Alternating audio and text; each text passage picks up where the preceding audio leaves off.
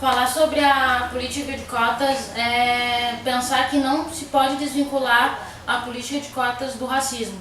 Ou seja, o racismo ele é cultural, estrutural, né? É algo que é constituinte da nossa sociedade, e isso me fez pensar numa temática que está presente na minha vida e principalmente no espaço onde eu estou inserida, né? Que é aqui no Campo São Borja.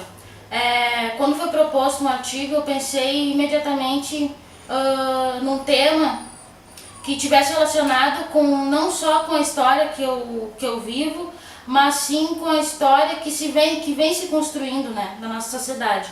Então, na Unipampa eu vi pouca representatividade negra no campus, e a partir das pesquisas que eu fiz, né, que a temática é a política de cotas na Universidade Federal do Pampa, no Campo São Borja, foi justamente para trazer as relações diretas que eu tenho dentro do campus, onde eu percebi a pouca representatividade. A partir das pesquisas que eu fiz, no ano de 2016, por exemplo, sete cotistas ingressaram no campus.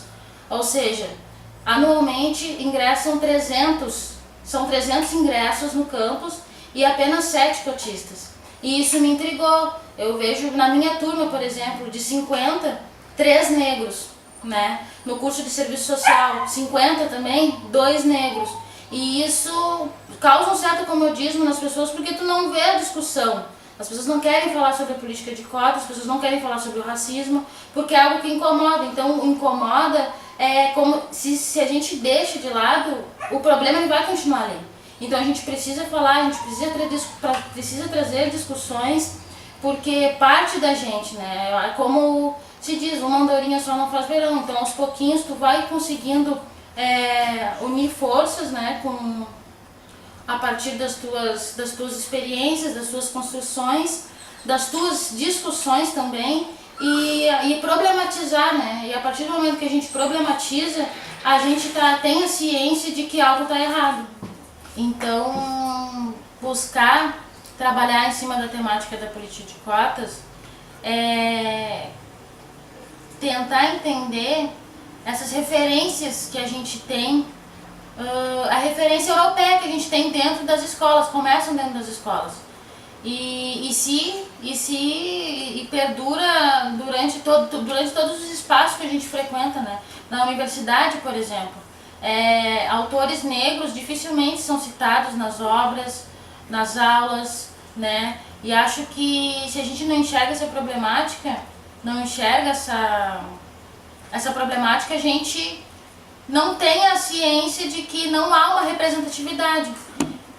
Inclusive a Chimamanda Adichie, que é uma autora nigeriana, uma escritora nigeriana, ela desde o princípio começou a escrever aos 4 anos de idade, mas só as referências delas eram autores europeus.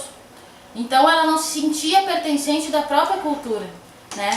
Então, ao longo do tempo, a partir do momento que ela começou a se inserir no meio literário, né, começou a ter mais contatos, ela começou a se descobrir como africana, a descobrir a sua própria cultura.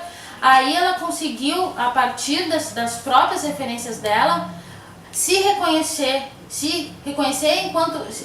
conhecer pertencente daquele lugar, daquela cultura.